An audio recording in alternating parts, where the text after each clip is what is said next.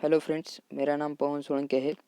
तो आज हम प्रैक्टिकल नंबर 7 देखेंगे, maintain fluidised bed combustion boiler. तो मेन मोटो हमारा यही है कि फ्लूइडाइज्ड बेड कंबशन बॉयलर होता क्या है और उसकी मेंटेनेंस प्रोसीजर कैसे की जाती है, यही हम आज देखेंगे। तो यहाँ पे हम bubbling fluidised bed combustion boiler देखेंगे। नाम में दिया गया है बबलिंग। बबलिंग यानी कि बबल फॉर्मेशन होना। बबल कैसे फॉर्म होते, जब हम वाटर को हीट करते तो कैसे ऊपर वाटर के बबल फॉर्म होते, वैसे यहाँ पे कोल का होता है।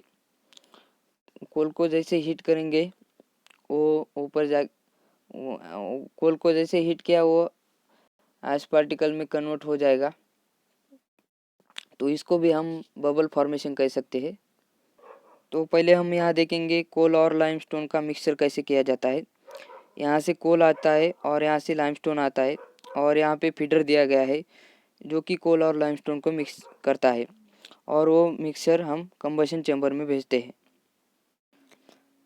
और सेकंड नंबर यहाँ पे फैन दिया गया है जो कि एटमॉस्फेरिक एयर को कंप्रेस करके एयर प्रिएटर में भेजता है और यहाँ से एयर प्रिएटर में से हॉट एयर हम कंबशन चैम्बर में भेजते जो कि कोल और लाइमस्टोन को बर्न करते हैं।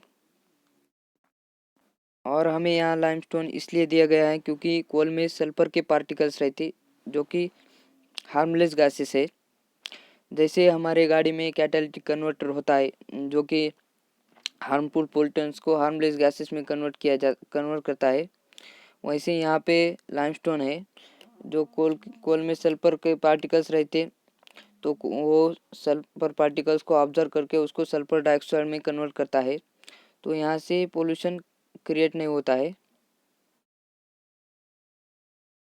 तो यहाँ पे क्या होगा, यहाँ से कोल और लाइमस्टोन का मिक्सचर आएगा और यहाँ से एयर प्रिएटर से एयर आएगी और यहाँ से कंबशन चैम्बर में कंबशन होगा और यहाँ से वाटर इनलेट होके ऐसे यहाँ से स्टीम में कन्वर्ट हो जाएगा और ऊपर भी ऐसा ही होगा, वाटर यहाँ से जाएगा और ऊपर जाके स्टीम में कन्वर्ट हो जाएगा। तो इसमें दो दो तरह से वाटर को स्टीम में कन्वर्ट किया जाता है।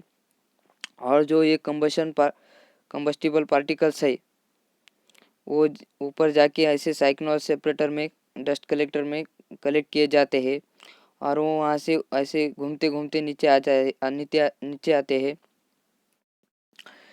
और यहाँ से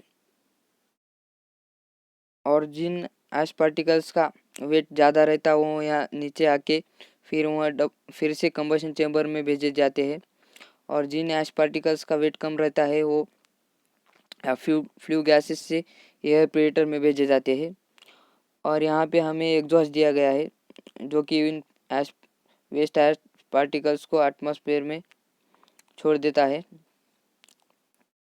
तो यहाँ पे हमने देखा बबलिंग फ्लूइडाइज्ड बेड कंबस्टर कैसे वर्क होता है। तो यहाँ पे वही दिया गया है, देखिए, the fuel is burn in the fluidized bed with low flow rate fluidization of bed material in the fluidized bed with the particles move randomly around volatilely suspended by the gas form a large number of bubbles riddle between particles.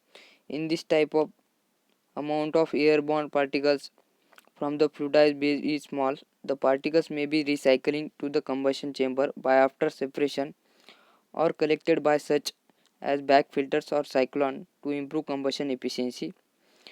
तो यहाँ पे हम maintenance procedure देखेंगे FBC boiler की।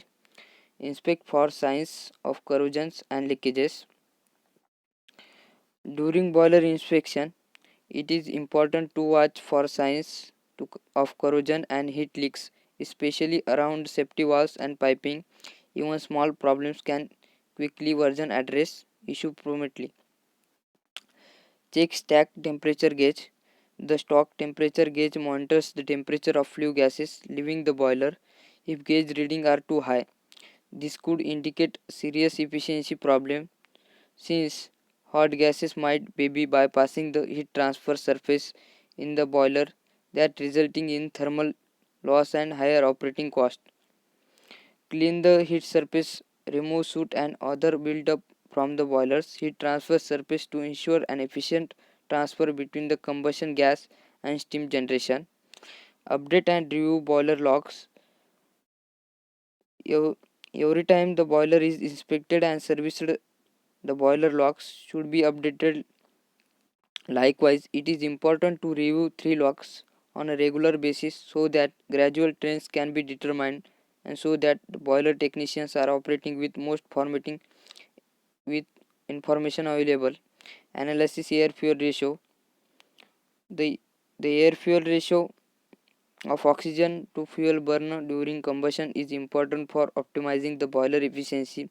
If too much air is used too much, it may be expanded by contract it too little air is used and incomplete fuel burning may occur resulting in waste. Analyze this delicate ratio and make adjustment is necessary to optimizing efficiency. So thank you.